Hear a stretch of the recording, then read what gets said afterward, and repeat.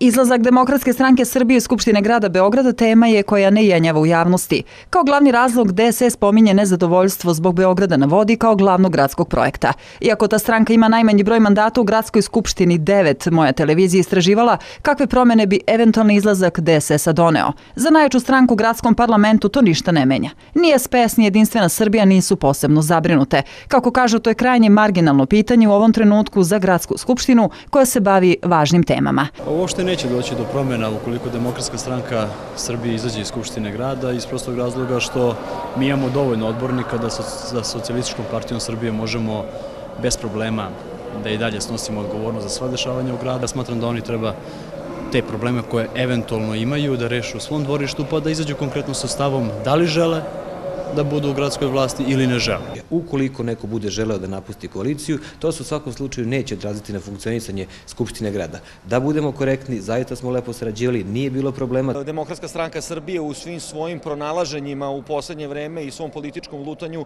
verovatno opipava puls i pokušava da vidi kako će članstvo, ukoliko još uvijek postoji, odreagovati na njihov korak izlaska iz vlasti u Beogradu. Demokratska stranka tvrdi da iza svega stoji neuspeli puč naprednjaka unutar DSS-a. Moram da prokomentarišem ili primetim da je taj neuspeli puč Srpske napredne stranke u Demokratskoj stranci Srbije očigledno doživeo potpuni poraz.